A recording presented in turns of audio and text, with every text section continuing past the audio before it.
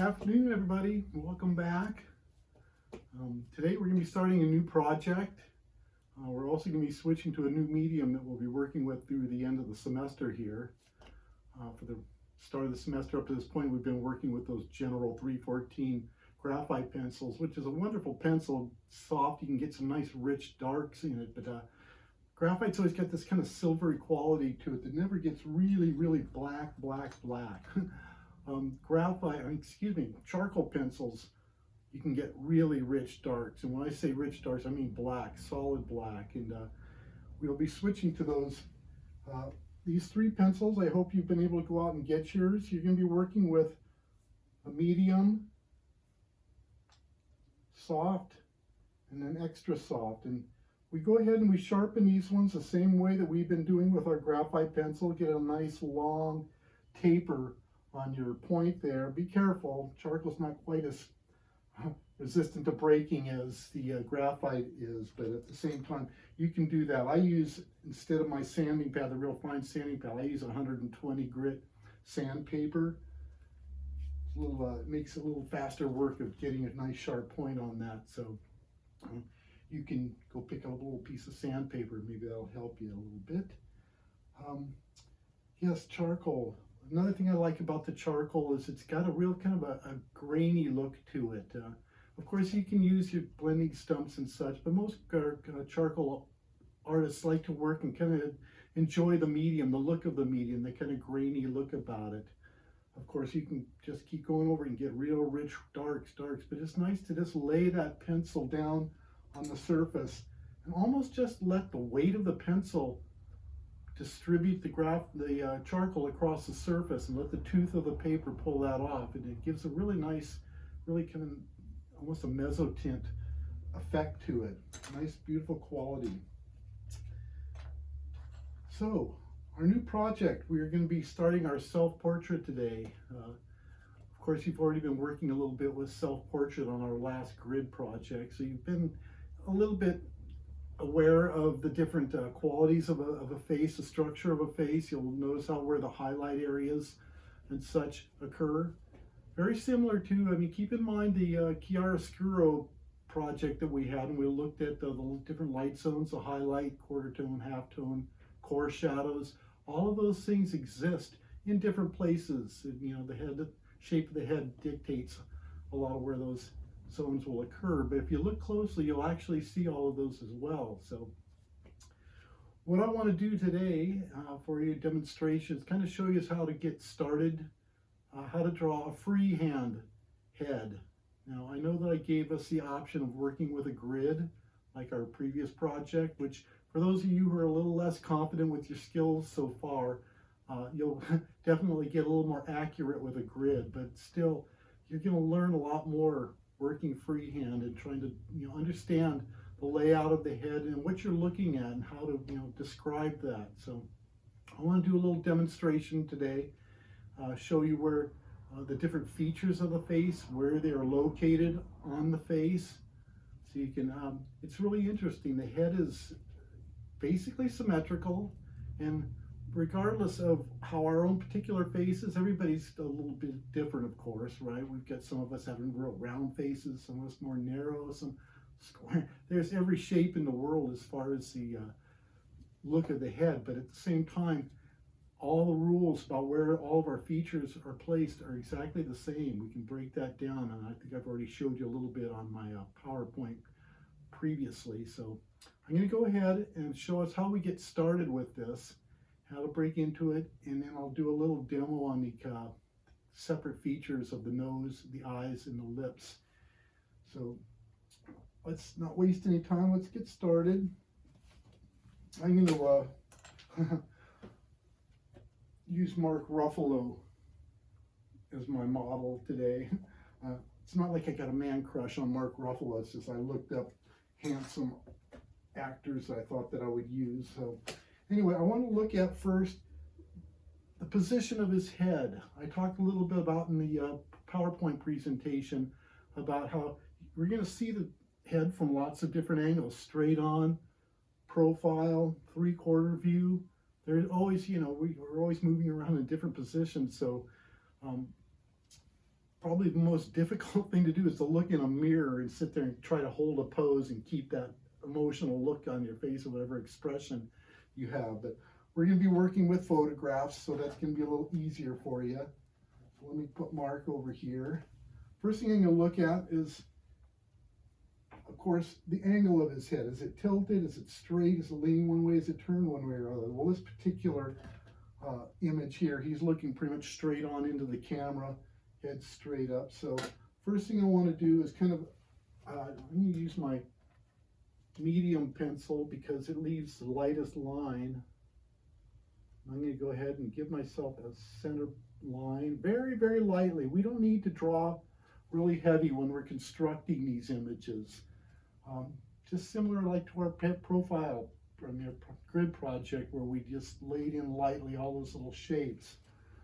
Okay, so of course we start with this kind of ovoid shape of the head. And I'm going to look at his face is not really wide. It's pretty ovoid and doesn't have a lot of, no real round face, but go ahead and just start with that shape. Now I want to look and see how his neck comes into it. His neck's coming off at a little bit of an angle here. Maybe not that much. Work lightly so you can make little corrections. And then let's look at where his collar comes around his head and down to his line of his shoulders. Okay, so basically I've got the tilt of the head, the positioning of the head correct. That's where I want to start. Now, as I talked about in my PowerPoint, the head is divided into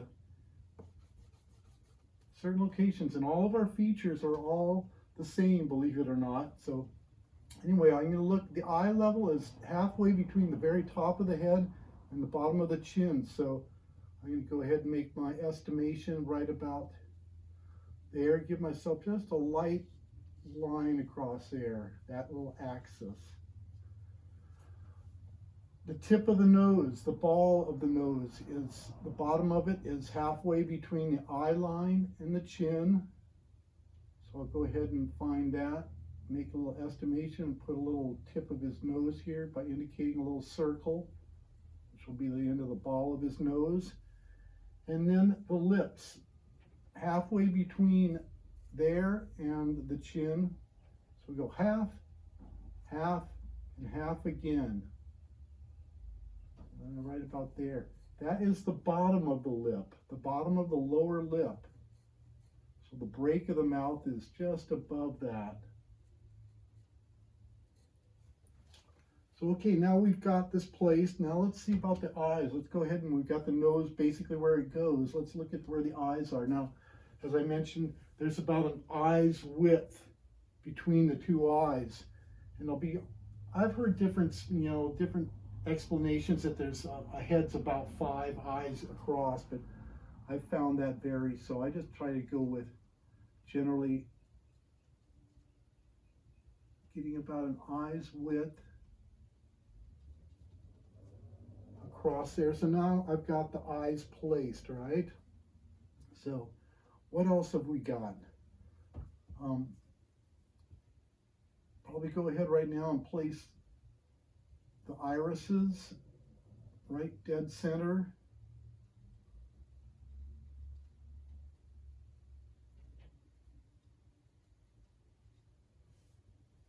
And come on down here, directly below the bottom of your pupil is how wide the break of the mouth is. So I'm going to make those little marks. Get my dirty hands all over the paper here. Okay, I'm going to go ahead and just indicate basically the shape of the eyes.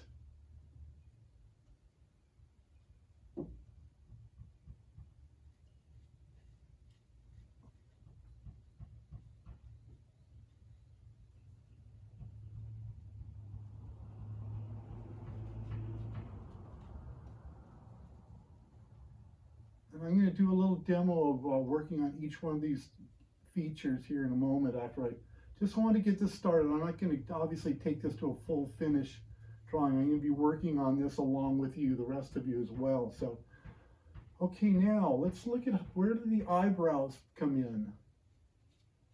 I'm looking, just judging at the, and again, you just want to kind of indicate the shape of the eyebrow. Don't worry about putting all the hairs in there. We just want to go ahead and know where those eyebrows are occurring in the shape of them, roughly the shape of them. Everybody's eyebrows are a little bit different. So look at yours, you look at your photograph and see what yours looks like. Okay, now let me go ahead and bring in the corner of the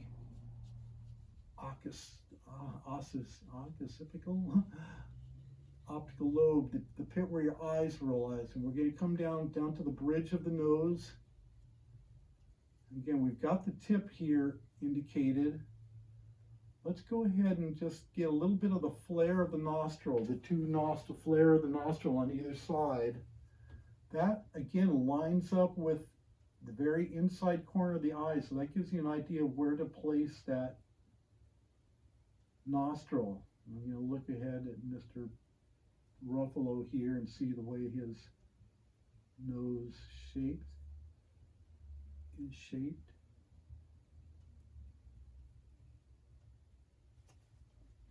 Okay, now this little bone comes in and there's a little bit of a wide spot right here. You're coming in from the recess of your eye socket and the nose comes down. There's a little bit of a bony region right across the very top of the nose. So it gets a little wider there and then comes on down and down and around the end of that little ball that is the tip of our nose. And then we go ahead and keep the little flare of the nostrils here. This is probably a little bit light. Again, I'm working very lightly, so I'm going to go ahead and darken this up just a little bit so you can see what I'm doing here.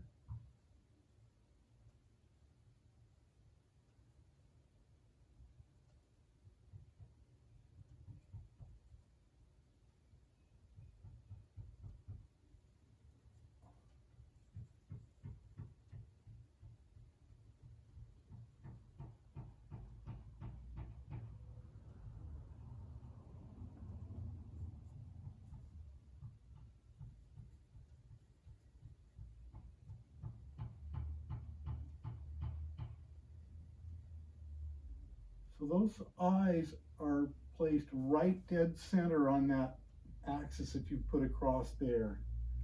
And again, the corner of the eyes tells you how wide the flare of the nostril is. Lines up directly down there. Eyes width between the eyes. Okay, so let's go down here to the mouth. We've already indicated that here's our very center of our eye. We'll put a little pupil in there. I'm going to go ahead and develop this further along the way. We always make little corrections. It doesn't have to be perfect. Don't expect it to be perfect placement along the way. You're going to have to make little adjustments and placement shifts here and there. So let's see, how does his... Look very closely at the break of the mouth. I see that there's a very, very subtle sway down. And it comes up and then down to the break of his, right below his septum. Oops, I've got that in the wrong place. That mark is the bottom of his lip. So I'm sorry, I gotta go up a little bit. He doesn't have a very, very thick lower lip, so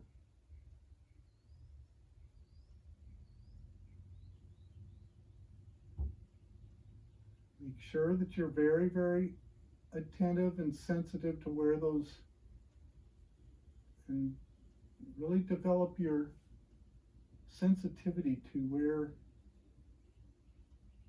these curves and have the general movement of these lines.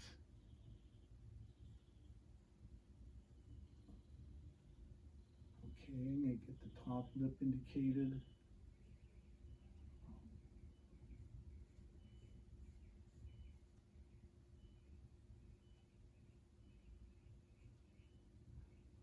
There's a little bit of a nice arc curve down to the top. And then this bottom lip.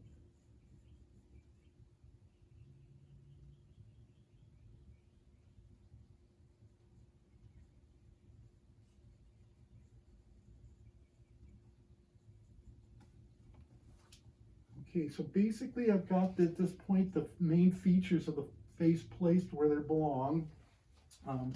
We've got our eyebrows indicated.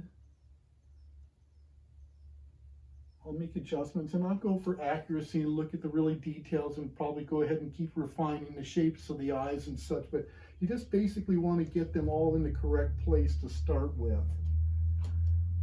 I may have made his nose just a little bit long there, so I'll make a change on that later. So what about the other parts of the head? Where are the ears located?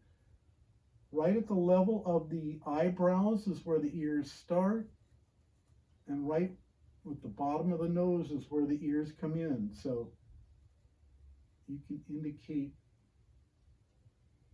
in a close view like this, you're not going to see a whole lot of his ears.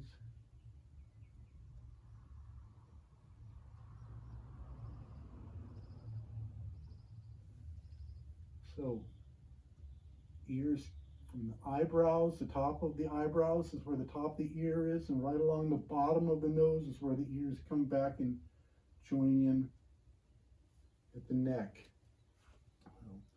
Again, I'm going to keep making revisions and revisions. So obviously when we start off with this ovoid shape of the head, we got to account for the hair. Most hair doesn't just sit flat plastered down to our head. So look at just the shape. You know, ignore all the different strands of hair and the curls and stuff. Look at just the exterior mass of the hair. Where, let's see how we do it. This one happens to come down over his ear pretty low. It sticks out.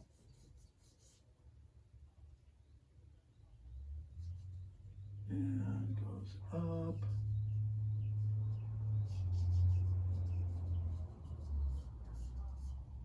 Pretty bushy across the top of his head there. So I'm just looking for this mass of his hair. Just get the general shape.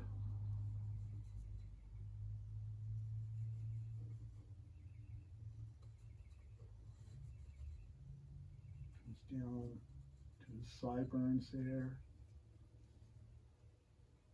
And there's a little bit of the mass of his hair sticking out behind his ear and tapers down to his neck there. And goes up over here across his temple a little bit. Back just a hair. Across the center of his forehead, yeah, maybe not that much, it's even a little lower.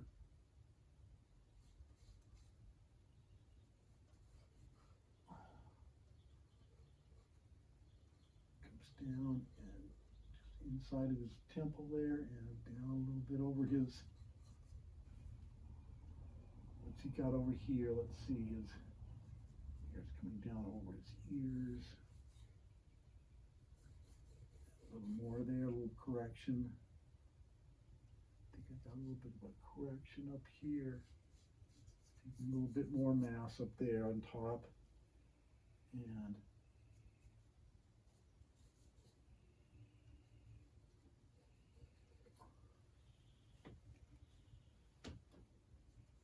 okay, let me go ahead and re-emphasize my line just so you can see a little more clearly.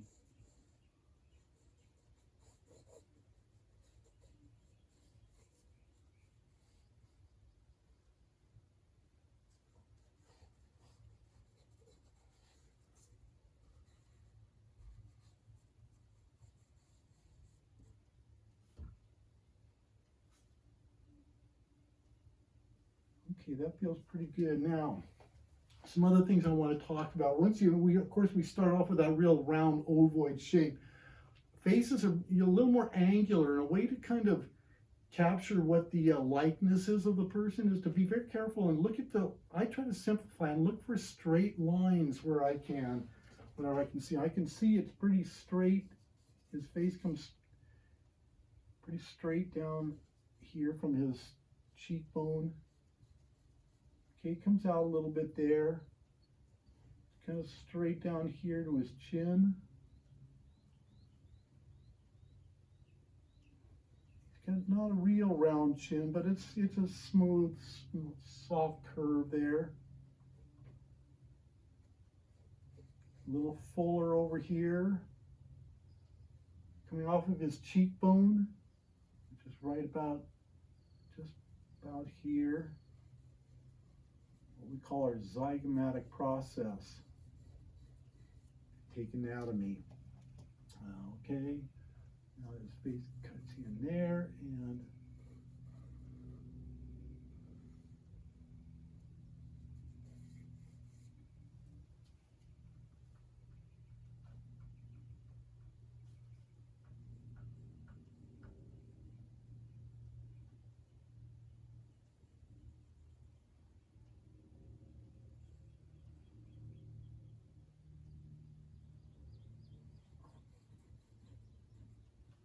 okay, and I might think I need just a little bit more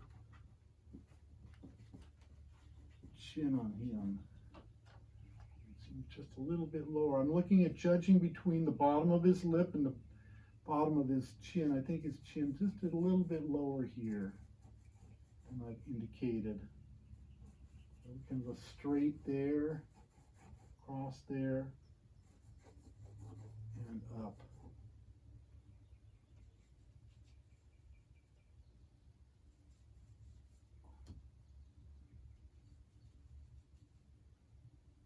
A little fold over the eye is really captured. As far as when you're trying to capture what we call likeness, character of the person that you know. I mean, sometimes you've seen drawings of people and it doesn't quite look like them, like the one that I showed you of myself this evening. So anyway, this is how we're going to get started. I'm not going to take this a whole lot further. We may want to indicate a little bit of their neck coming down. I'm not going to worry about all the little details and such, but this is how to get started freehand. Just looking and using what you know about the layout of the head, the proportions of the head, and stuff, where those little things line up. It's a roadmap that is standard amongst all of us humans. No matter what the shape, wide, round, square, whatever, you'll find that these little roadmaps that I've just showed you are universal, and really going to help you develop your skill at drawing a freehand head and portrait work. We don't always want to rely on grids. Are a great process if you know how to get accuracy and absolute, perfection. Even then, it's a little bit sketchy, but you always want to perfect your skills. Developing your hand skills and freehand skills. I highly recommend that. So you're going to have that opportunity. You're going to be working with a new medium that.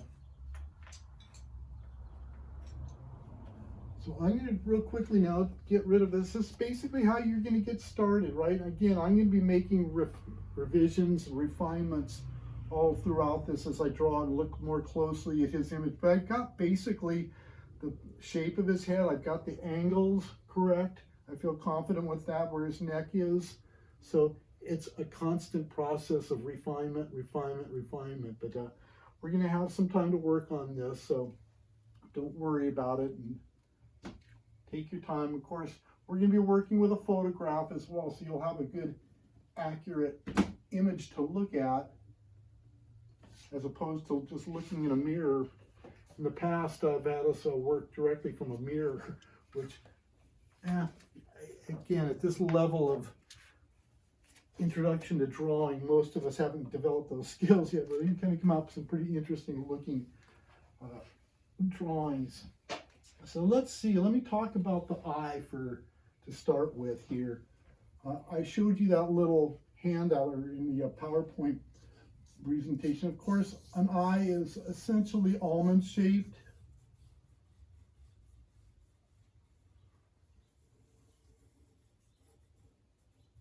A little bit more of a graceful arc over the top, a little less of an arc across the bottom. And we come into that little fleshy area right there in the very corner of the eye. Now, an eyeball is actually quite a bit larger than we see. It's probably the size of a ping pong ball if you were actually remove one from your skull. So what we don't have is, we don't want people who look like they're goosed, right? They're like their eyelids are popping out. So your eyelid comes down and actually covers over the top of the iris.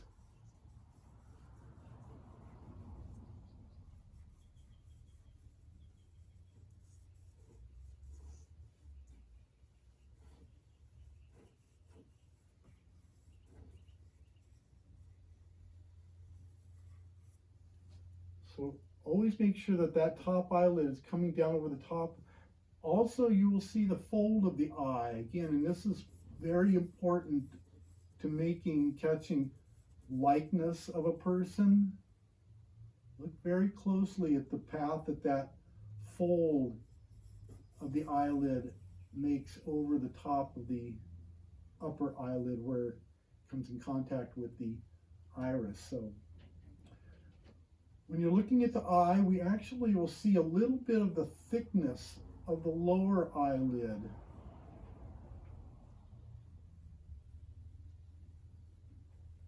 It comes over here into the corner, that little, I can't think of the name of that little fleshy, there's an anatomical name for that little fleshy corner of our eye, which I just can't recall right at the top of my head.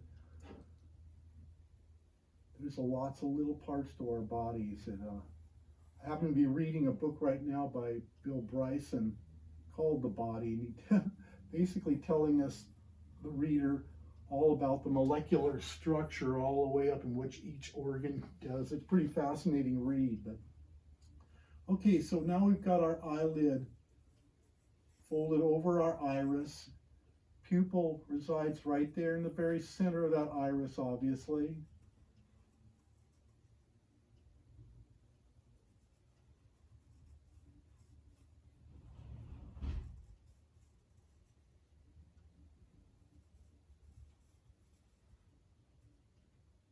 Depending on whatever the light conditions that the person's in when they take their shot, depends on how big the iris, the actual pupil itself will be. I keep getting my grubby mitts all over this and it bugs me. Okay, so anyway, obviously your eye, and I'm gonna just, by the way, you guys, charcoal does not erase anywhere near as easily as graphite does. So you almost want to kind of plan certain things, such as the little highlight that occurs on the surface of the eyelid. This is what kind of helps give it life. So I'm going to put that on there before, so I just kind of work my way around it.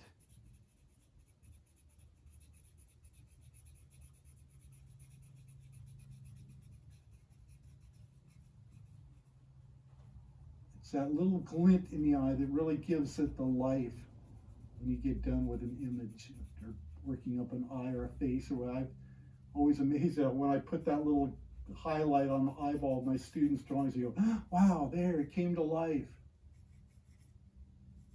So our eyes, our iris may look like one solid color, but it's really, if you look very closely, it's made up of a bunch of rods and cones, which is kind of a riot of lots of little different shapes and colors. But for our purposes, we're not going to get quite that detailed. But most of the irises have a little darker ring around the exterior edge of that.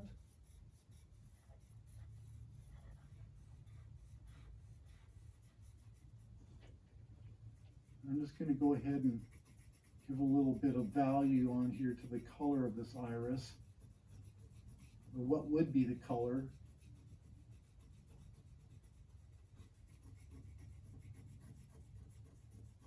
Now, another thing to be aware of is that our eyes, especially at the lower part of the iris, is capturing light from ambient light, daylight, or whatever, and it's going to be a little bit lighter at the bottom area region of that iris because of that light that it's capturing. So just kind of go ahead and put that in there very, very, very lightly. And then build up the darker value on top of that. Get that eye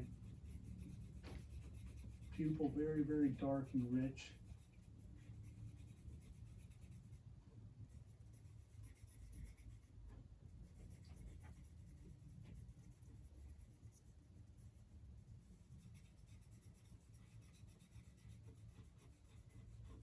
Again, I'm just leaving that little glint there. I'm probably going to knock that a little bit back so it's not quite as obvious. I'm going to give a little bit of value here down on that little fleshy interior of the eye.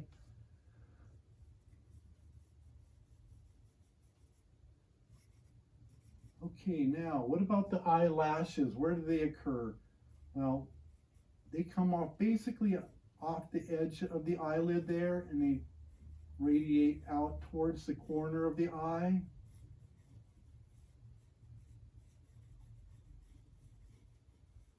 Depending on how far away from your subject you are, will kind of dictate how much of the actual eyelashes that you see. Generally speaking, depending on how far away it is, you just see a dark line there. You don't really see the individual eyelashes, but since I'm drawing so large here, I'm going to go ahead .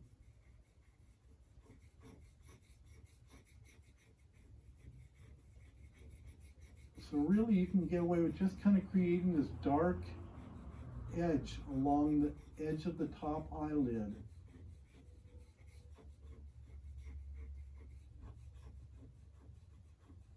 Especially when it kind of comes over here towards the corner, inside corner of the eye.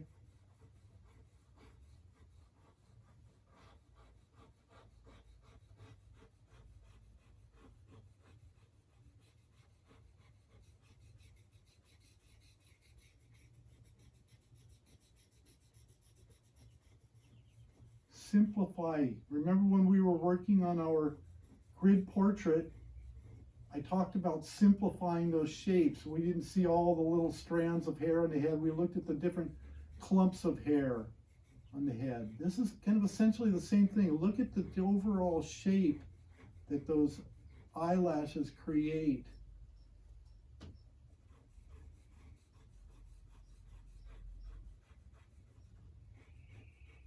Does it get larger out towards the outside of the eyes? Yes. Little bit.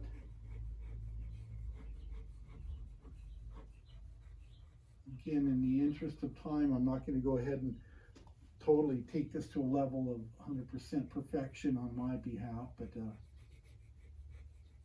I think you get the idea here. So I'm not trying to really create eyelash, eyelash, eyelash, eyelash. You don't see eyelashes individually. You see a clump of eyelashes. They're coming out towards you and create this darker value.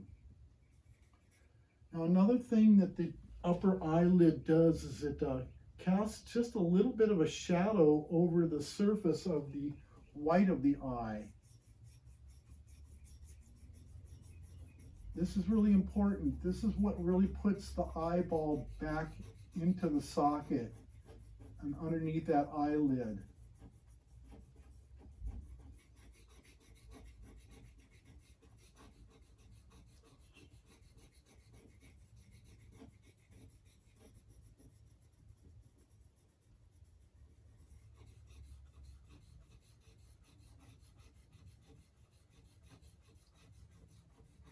Probably so dark over the iris that it even eclipses the top of the pupil itself.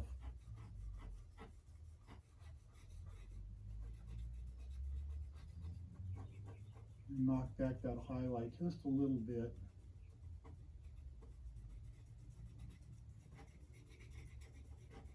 Maybe bring a little more value down in here to the middle region of that iris.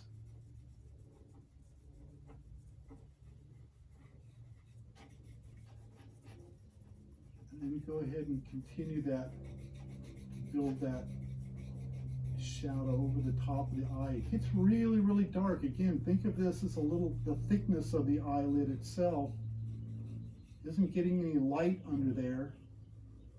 So it's going to go ahead and create that shadow that dissipates across the bulge of the eyeball itself. Comes down in here to the corners usually. It's a little bit.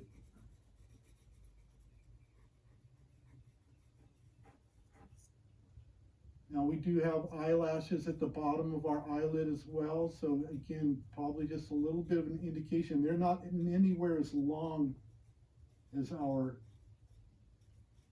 and they're a little more sparse. They tend to be just out here at the outer edge of the eye. So I'm going to go ahead and add just a little bit of value on that. And of course our eyelid, our eyeball is turning away from the light. So there may be just a little bit of a shadow down here if it's falling into some form shadow. It's not cast shadow. So depending on your photograph, that iris may disappear below the bottom of the lower eyelid as well. Look for the little sac that occurs underneath your eye. That's another little important part to put in there.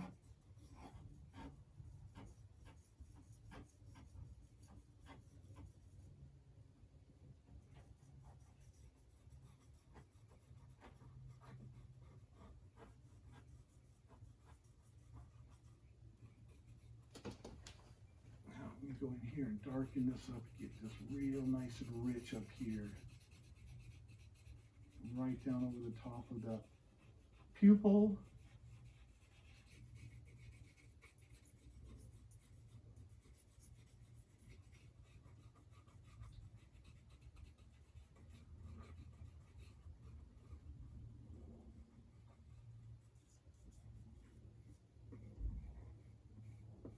So important things to remember about the eye. Of course, start off with your almond shape. The pupil does not, the eyelid comes down over the top of the pupil. Oh, excuse me, the iris. I always get those two not confused. I would interchange them. This is your pupil here, so this is the iris. Remember that thickness of the lower eyelid across the bottom of the eye. And again, just a little bit of a dark line across the bottom of that thickness can indicate the look of the lower eyelashes. Make sure that your eyelashes themselves are just a big, kind of a dark shape. And then you go ahead, you can really pay close attention to how that fold of the eye, because again, that little line and letting it follows really adds a lot to the likeness of the person that you're drawing. So, okay, I'm not going to worry about that. Let me do a real quick demonstration on the nose. It won't take quite as long. So as I started on my little layout demo there, the tip of our nose is essentially this little ball at the end. So you can start with that. Actually, it's two little hemispheres that you really have to look closely to see, but it's not a perfect little circle. I mentioned that you want to come up here and start up at the brow line. Look at that. Where the bridge of the nose comes across. I made this really kind of big clown nose here, but I kind of tight for space. So there's a little curves in, out just a little bit across the bridge of the nose is the widest part. And then comes down to the tip. Gentle, nice little tip. And everybody's nose is a little bit different. We have as many different shapes of noses as we do people in the world. So that's basically where you want to start. Come up over here to the bridge of the nose, come down that little wide part, and then taper in and come down around the bottom of the nose. You may actually see a little bit of the lower part underneath that. And that is where the flare of the nostril emanates off of. And of course, the little wing of the nostril comes down around and below the opening of the nostril itself.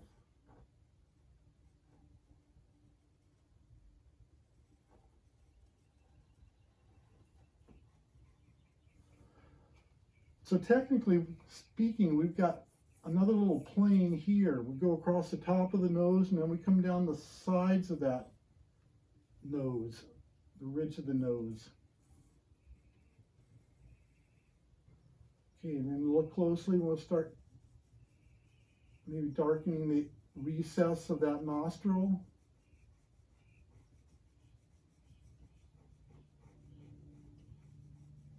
Again, it's down below the tip of our nose.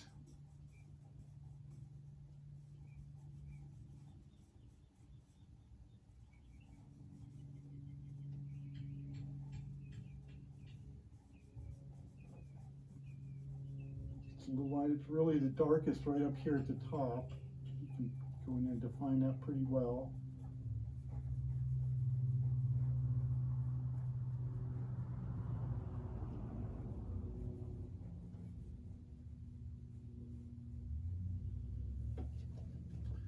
Then we're going to start looking how we give this nose form and dimension. Kind of the same idea with the sphere, right? Form shadows that occur. The tip of our nose, the way we make it feel like it's projecting out is that there's a little shadow right under that little sphere. The tip of our nose actually creates a little shadow.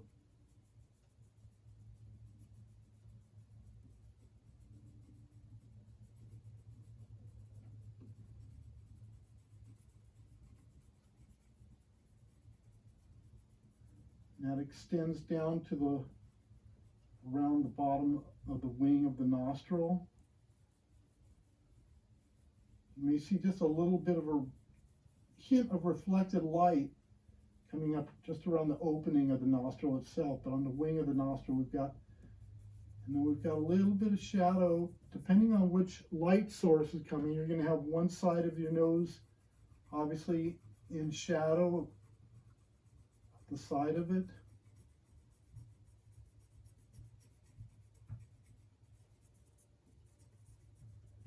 And it doesn't just come up to a harsh line there, you guys. We transition softly.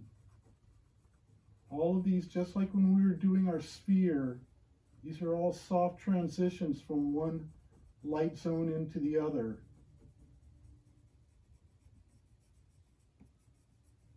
And since I'm drawing this as if the light is coming from this direction, so we're probably going to have just a little bit more of an indication of this shadow on this side of the nose.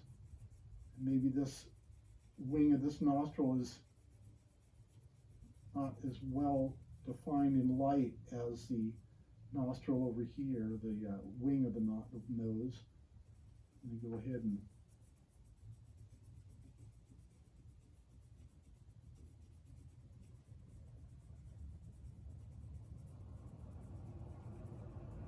the thing about drawing human bodies, the head and virtually every part of the body, is we've got all these different surfaces turning different directions, and they're capturing light in a different volume of light falling on these different surfaces. So we just got to kind of think about how logically we'll see the light occur. You know, obviously I'm just drawing right out of my head right now. But it's because I kind of understand how light should fall across the surface, and when I've made a decision now, there's also a little bit of a shadow that occurs right across the bridge of the nose, right between, across our brow line.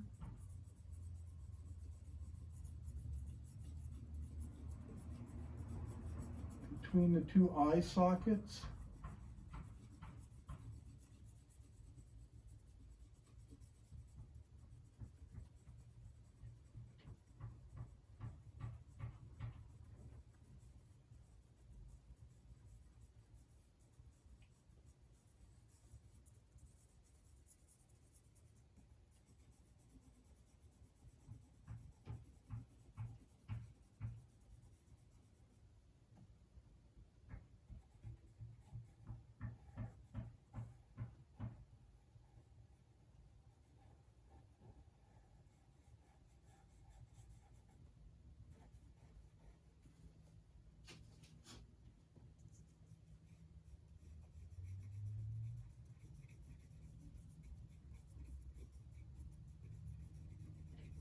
And of course this shadow will come down.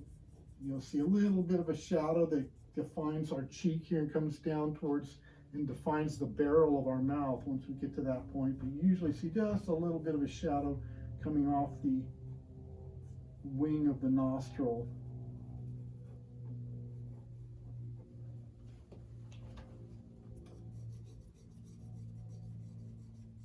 So I'm going to imagine that our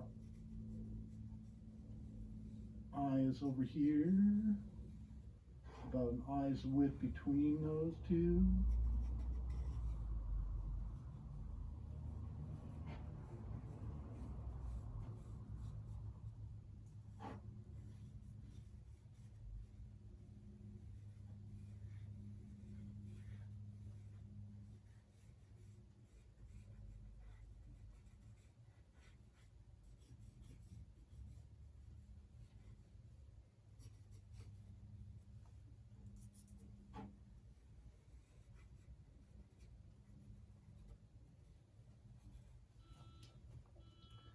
Okay, the last thing that you want to be aware of is that there's a shadow that will be cast by the actual nose itself, which, depending on where the light's coming from, will create a different little bit of a shape.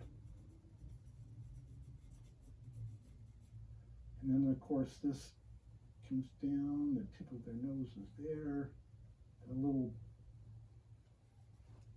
bottom tip of your nose where it comes in and attaches with your septum, which comes down here to your top lip. And that shadow.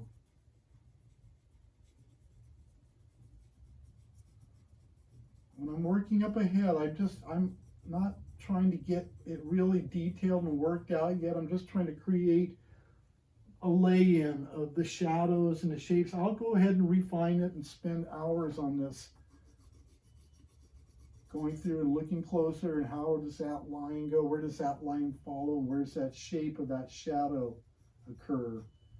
So again, I'm just doing kind of a general how-to on where to look for these, how the light falls across these different shapes and features. So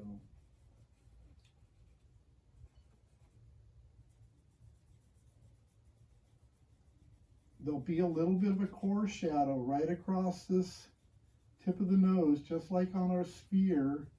It's round, so it's going to be creating a little bit of a core shadow there as well.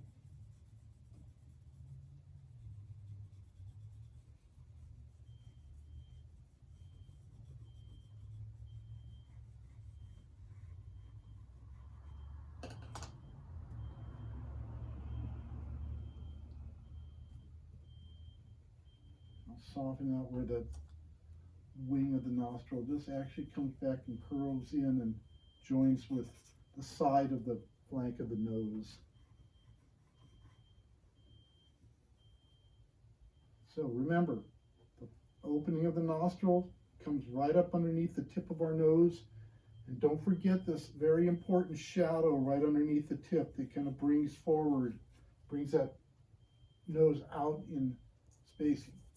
Depending on what you're looking at, how your photograph is shot, you may see some variations of value, but this is a very important little indication up here. This is where our brow comes in and in the bridge of our nose, and it comes down. So I'm not going to take this a whole lot further. I'm interested in you guys getting working this evening, so I'll do one last little quick demonstration of how to do the lips, or what to look for in the lips. So our lips are actually these little puffy sacs. Our top lip is actually created of two big puffy sacs, and then the lower lip is one larger one. So you can actually kind of imagine our top lip having these very, very plump, full sacs, and then your bottom lip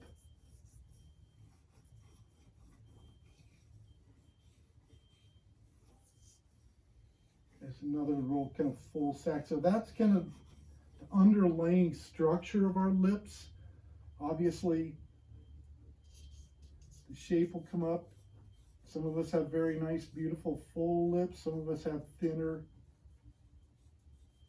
more graceful lips. Mark here, he's got pretty normal lips. So that top lip comes over and you see just that little bit of an indent where it comes across the top of that little and tapers down here to the corner. So there'll also be a little bit of it, I forget the term right here, where you're right in the middle.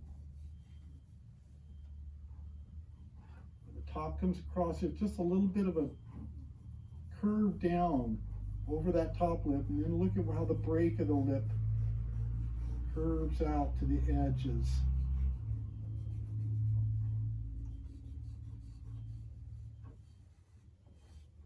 Again, everybody's got their own unique shape to their lips. Generally speaking, our lower lip is larger than our top lip. So it can be very full. Some of us have a little bit of a curve across, gentle curve up across the top.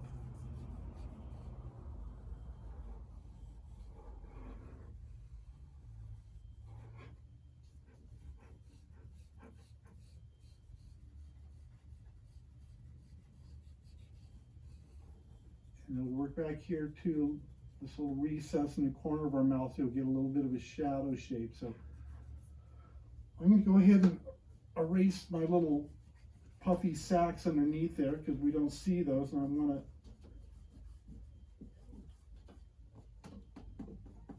So once we've got the general shape of the lip defined, think about this. Now, how does the light hit a lip? Obviously, light's coming from above, generally speaking. So if you can imagine a profile view, here's our nose.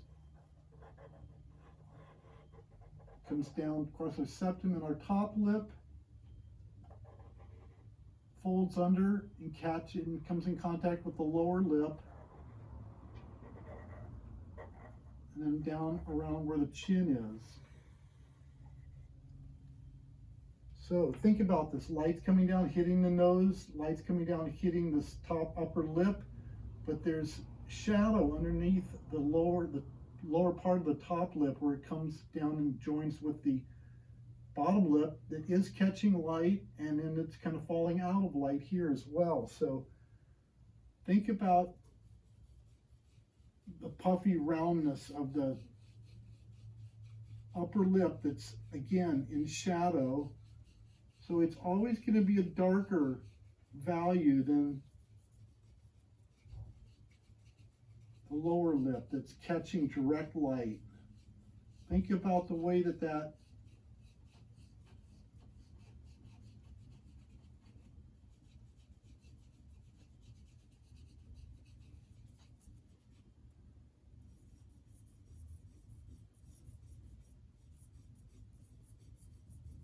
so almost invariably our whole top lip is in shadow. Again, I'm getting very, very just kind of sketchy here. I don't want to take all of your time.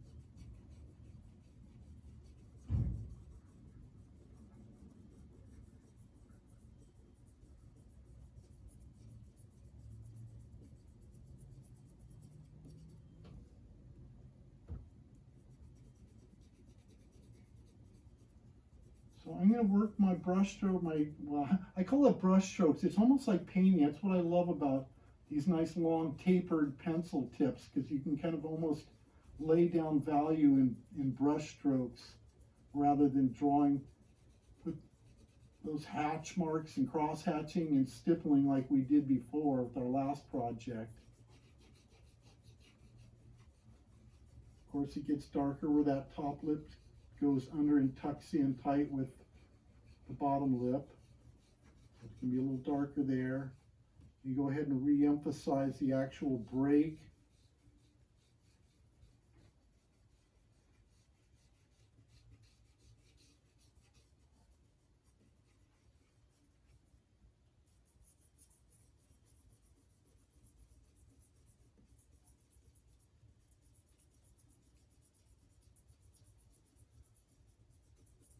Now I'm working really, really dark, of course, just so you can see what I'm doing from that distance that the camera is away from. But when you're drawing these features, you guys draw as lightly as you possible because you don't want to see outlines. We don't see outlines around the features of our face.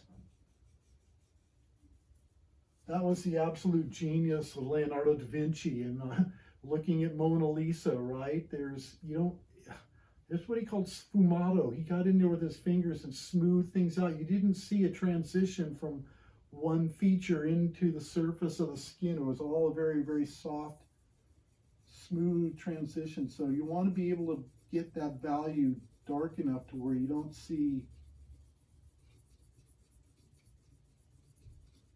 the contour line that you use to draw the shape of the lip. And then again, kind of work the direction, the way that lip puffs out.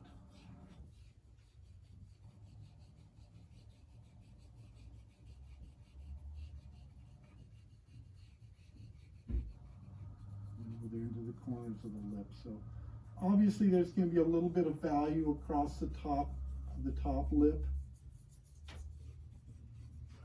But what defines the bottom lip? We don't have a line down there defining that as well. Our bottom lip actually casts a little bit of a shadow right below that lip, right above the chin. Generally speaking, between the bottom of the lower lip and the top of the chin, you'll see this shadow that occurs. Very subtle. Sometimes it's really dark, sometimes it's a little more subtle, but it'll always be there because, again, your lip is curving down and where it comes in contact with your chin. So this is going to create a shadow here, just as it's part of the top lip casts that shadow. You'll see a lot of, especially cartoonists, when they draw lips, they may draw just the top of the outline, a little dark shape, and then just put a little hash mark across the bottom, and that's all they really need to do to indicate a bottom lip. They don't necessarily have to go through the whole entire shape. So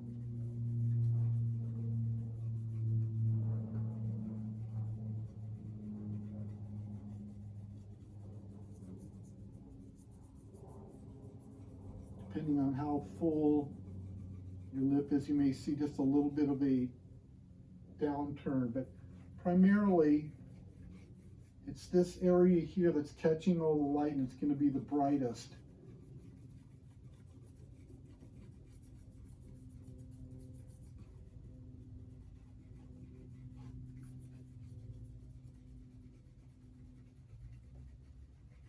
You guys, I want to, as you're working with this charcoal, be sensitive to how hard you're pushing on this. You let the tooth of the paper just pull that medium off. Once you kind of get a handle and learn how to control your tools,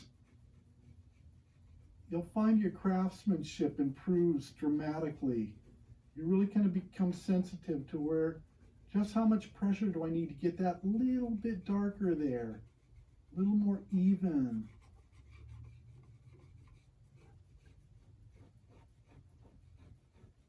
So I could go off here, come down the top of the chin or whatever. Just imagine chin coming across here, whatever. So I think I'm going to leave it at that, you guys. I'm going to come back into the classroom now and see you over in Zoom. I'll answer any other questions. What else? I've got most of your projects in yet, so I'd like to talk with you individually as soon as I can get even a better handle on operating Zoom, but I'll talk a little bit about that in a moment. So anyway, thank you, Mark, for modeling for me, and I'll see you guys back in a minute.